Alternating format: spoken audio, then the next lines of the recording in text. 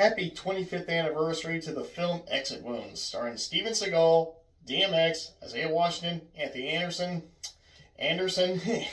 Bill Duke, and D-Day. Oh, good. This has got a pretty big cast.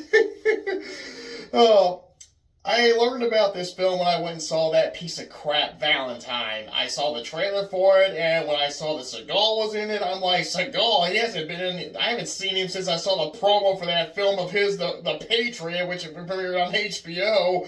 His last theatrical movie was Fire Down Below. He had a cameo in My Giant, but I think it's only voice only, and I never saw that movie. I've heard it's pretty terrible. And, oh man, whenever I saw he's got a new movie, I was like, yeah, I'm done with this guy. But then I started seeing all the hype around the music video for the song by DMX. I watched the MTV Movie Awards, and, well, then I decided, you know what, I'm going to check this movie out. I rented it, but I didn't watch it right away. My dad did. And whenever he opened up my bedroom, because the first 5 minutes of that film were really good.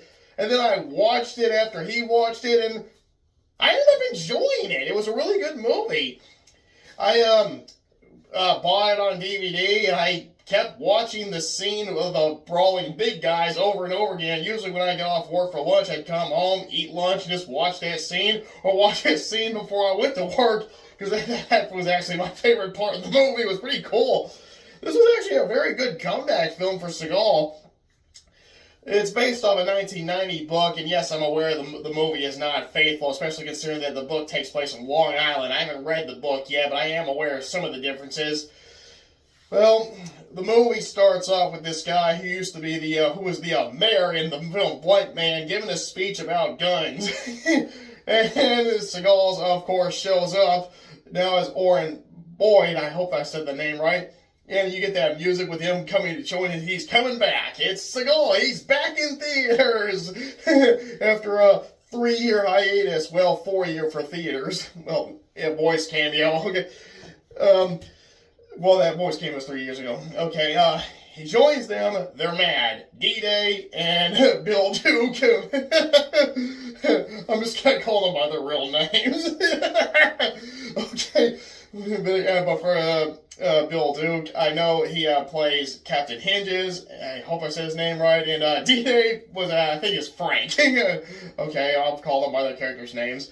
Okay. Orrin basically notices one of the cops there has an earring. Yeah, that earring is somehow very suspicious. And then after the speech, they leave, and he notices them exchanging discs. Very suspicious. And then they start playing the disc on the cars, and then it reveals that a lot of the cops are actually crooked, are not really cops. They're just here to assassinate the vice president. This helicopter shows up and has a have a nice day, a smiley face. The guy with the machine gun comes out.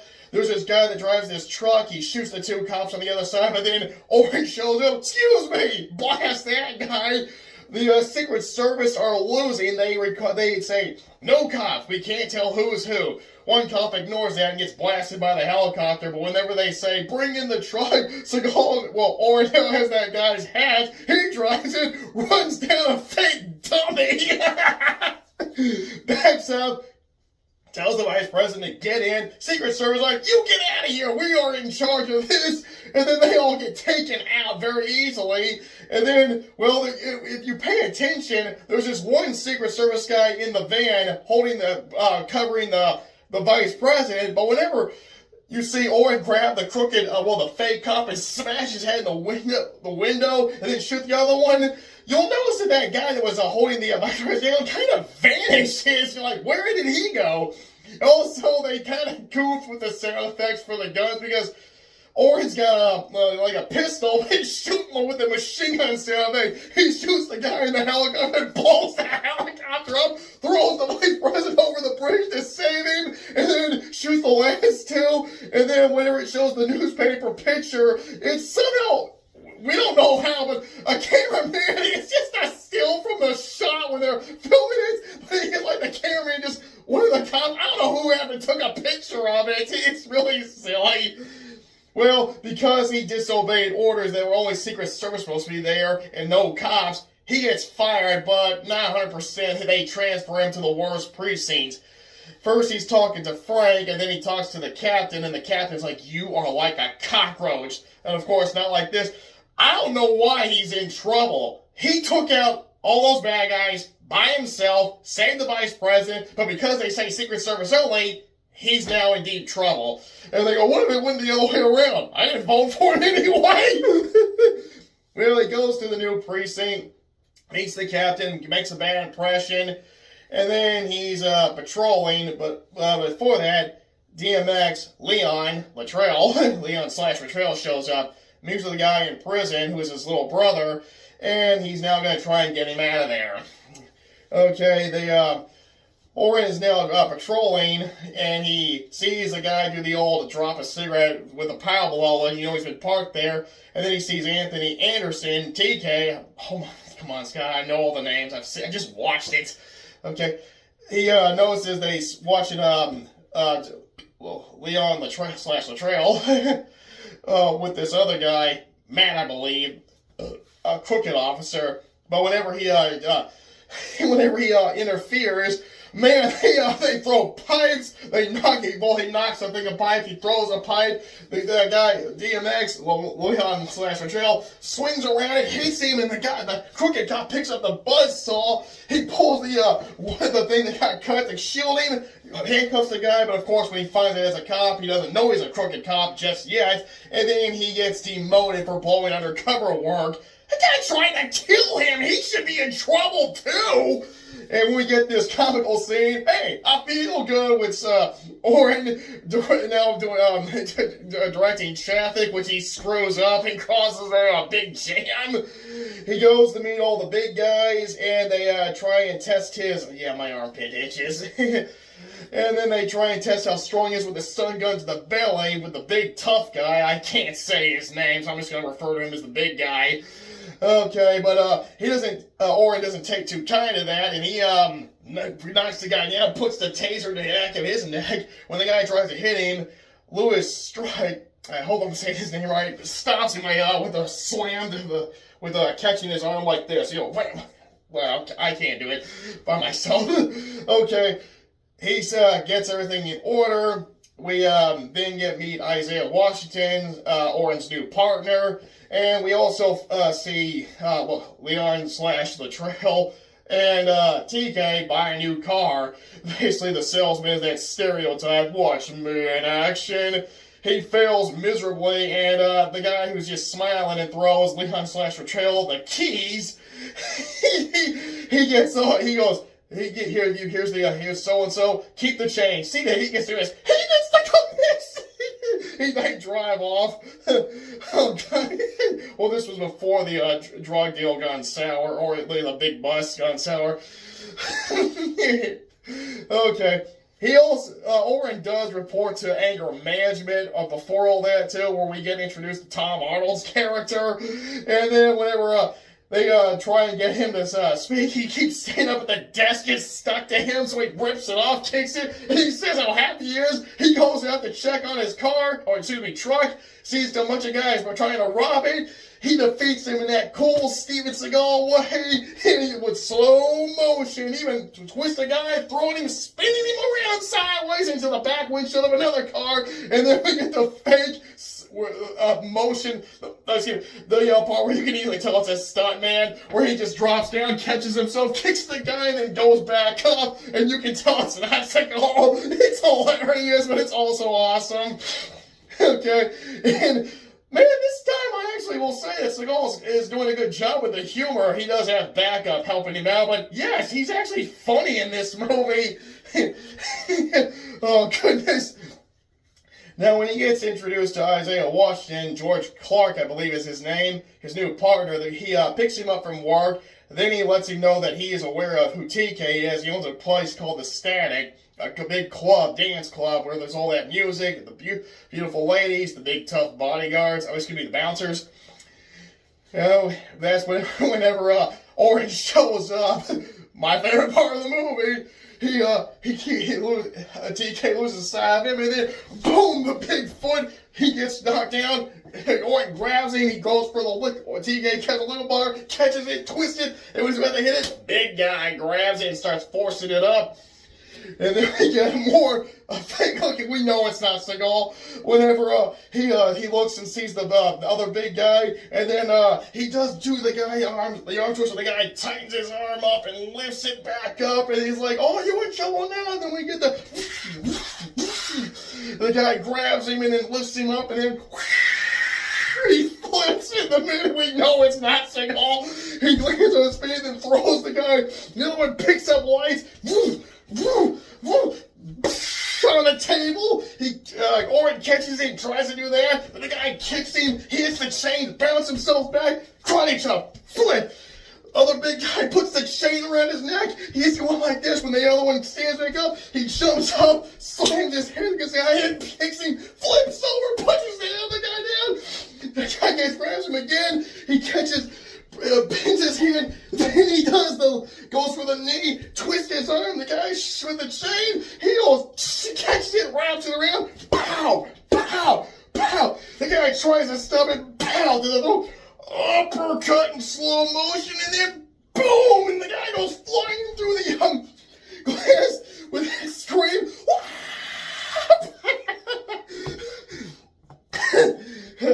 Leon/Raquel sees all this, goes out the back. He ends up encountering George.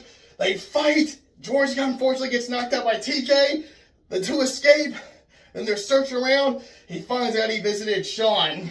He goes and visits him. Sean denies everything. They met him or all that stuff. Oh, I gotta catch my breath. Yeah, I gotta lose some weight. Doctor told me I need to. I gotta obey doctor's orders. I really need to. Alright. Okay. Leon/Raquel goes to Matt. Gets on his case about this guy interfering. And then we go in. Oh man. They do the old ramming. Get him out. And while he's unconscious, handcuff him. And then they're getting ready to kill him with drugs. Like, you could have just done that when he was unconscious in his truck. You didn't have to drag him into the van. But he then does the old feet, catches, and throws the guy into the out, and he actually sticks the driver. The guy goes, ah! And he keeps flooring it, and he's just constantly kicking them. When he kicks out, they just smash into another car. He goes down. The other ones, he goes for the gun, he puts it in his foot, kicks the guy again. One guy, the big guy grabs him, he and then they both jump out. He grabs the gun, throws it, catches it, shoots the chain, jumps out just before he gets crushed. He goes and encounters Leon/Latrell, and then that's when we finally get the big reveal that he is actually good, and he's trying to expose corrupt cops. Now, Oren did meet with Tom over at a strip bar, and he had the fake mustache to hide who he is because he's a TV star, and he has these two beautiful naked ladies on him. Whenever he asks his name, he pulls them off and goes, "Oh no!" and he puts them back on! And it gives him the information about who Leon/Raquel is, and then whenever we get this, there is a big reveal that unfortunately Strut is the main villain, and Oren was actually thinking he's a good cop.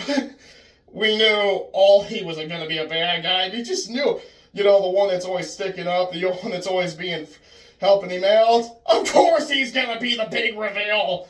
There's a later big reveal that everybody's going to see coming too. This movie has predictable written all over it, but it's still fun. Oh, goodness. Well, after he learns all the information, he goes and meets with the big boss lady. He tells him who's all dirty, and she goes, "What proof do you have?" And he checks and sees that they're all there.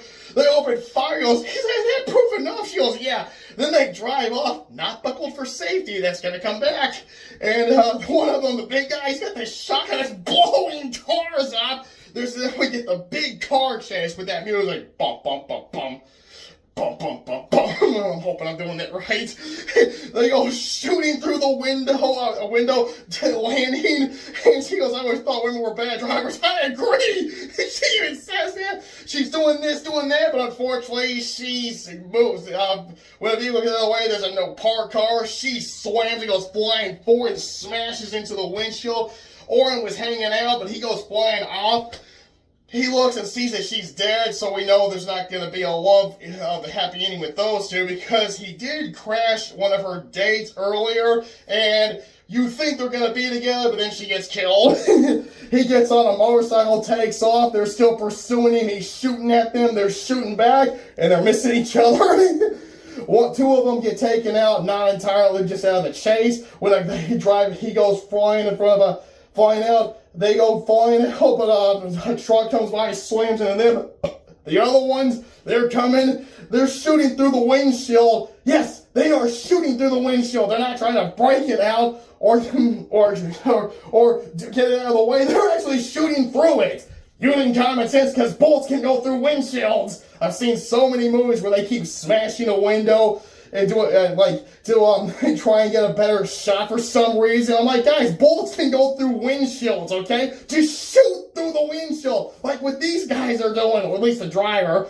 But they mess up whenever they hit a sheet that's on the windshield, and they're actually trying to get it off, even though the windshield is there blocking it. Eventually, one goes like that. They see this truck with the back open, slices the roof. Okay, at this point, Oren's no longer on the motorcycle. He just jumps over them in that slow motion action sequence that looks so cool. Even though he could have easily gone to the left or the right to avoid it, because there's plenty of space. Okay, he calls D-Day Frank, and then Frank shows up with no backup. I didn't know who to trust. I wonder what the big reveal is going to be.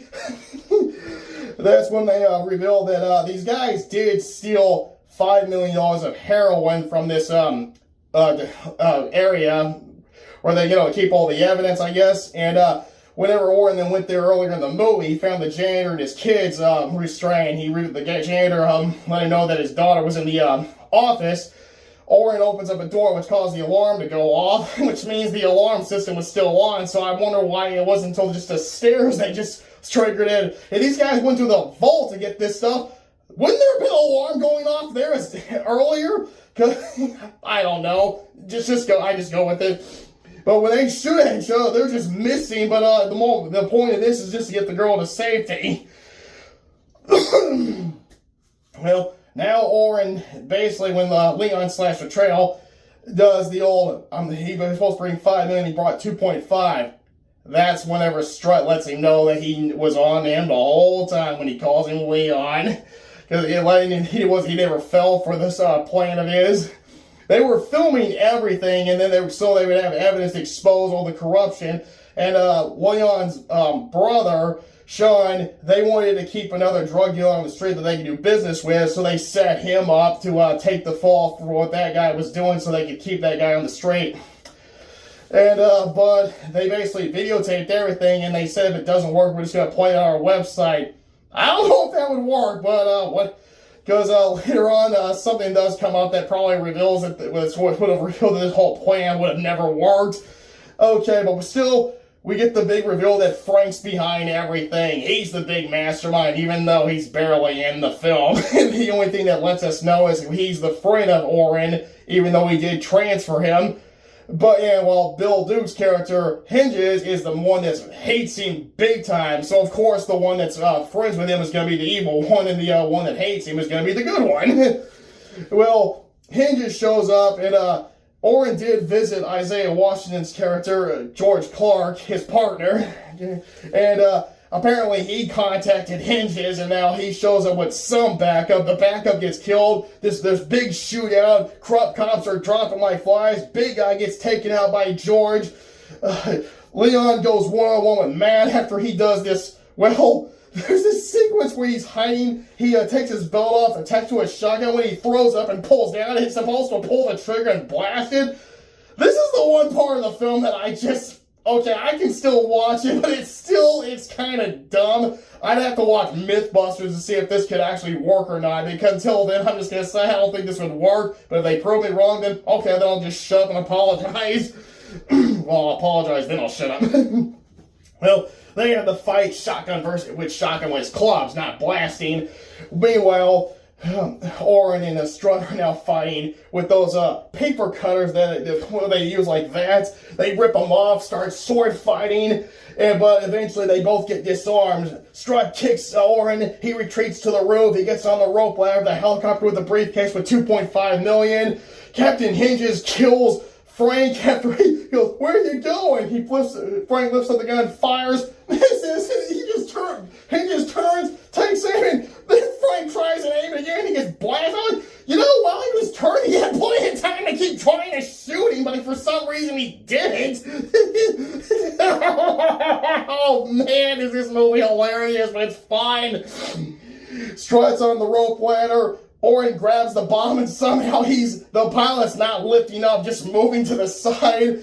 Oren puts it on a pipe to keep it from going any higher. The rope breaks, Strut lands on a pipe, and well, Matt and Leon, when they're fighting, Leon gets his face pressed in, I guess, dye or something, but it's paint or whatever, but it blinds him. But when he stabs Matt with the glass and lifts him up, he hits a sprinkler, which causes it to go off, washing it up. And when he sees that Matt's forcing him to this, these coat hangers with this one, or these hangers with a point coming out, he slides out of his coat, twists around, and then pushes it through Matt's throat. After that, Captain Hinges lets him know that all the evidence that they pretty much have won't really do anything, so he already had his brother pulled. Well, George must have told him more than what Oren obviously let him know. I don't know how that happened, but apparently Captain Hinges already knew. And then Arnold shows up, he meets Anthony Anderson, TK, and then they both get to chatting that he's going to be on TV. And then after that, Oren's offered his old job back, but he chooses to stay. It's that cliche. Pretty much the ending is Tom Arnold and Anthony Anderson are now on the talk show, and they're chatting and everything, and yeah, this part's really not that funny. I will admit, I usually would have stopped watching around then.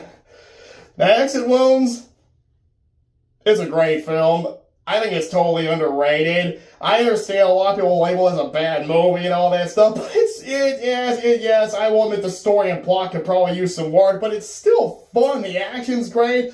You're gonna laugh a lot at the jokes or the action sequences, especially when you can see it's a stunt double. But still, it's a great film, and all of you who haven't seen it, I would give it a chance. I definitely would recommend it. It was supposed to be Seagal's big comeback, which it was. Unfortunately, he decided to follow this up with Half Past Dead, which to me is his worst theatrical film, and that's what ruined his career and put him on direct-to-video. And I read that he did this in a issue where if he did this, he would get out of the contract with Warner Brothers. So that's the only reason he actually made this movie, because I think he was still in contract with them. But that obviously was a mistake, because that obviously helped him ruin his career whenever he stupidly signed on for Half Past Dead. Really bad movie. Not the worst movie of 2002, but definitely one of them. Oh, God. Well, Exit Wounds is on my top 10 favorite films of 2001. And I'd like to thank everybody that made the movie. And even though I'm aware a lot of people did not like working with Steven Seagal in the movie, I know about the behind-the-scenes stuff with so many of his films, but I'm just one of those guys that just choose to just enjoy the movie. And, well, I don't like what he did, but I'm still going to enjoy the movie. And I can also say to DMX, may you rest in peace. And I also would like to say I am sorry that a man lost his life during the makings of this film, because I'm aware of the stunt man that was killed in an accident one of those stunts gone wrong. Oh, man. So there's a lot of stuff that happened behind the scenes with this movie that unfortunately is pretty sad, and yeah, you're gonna frown at Seagal when you find out that once again he was doing his old shit again, where he basically was acting with the ego and all that stuff. But still, I like the film. I will recommend it. I think it's great, and I want to wish everybody who made it a happy 25th anniversary.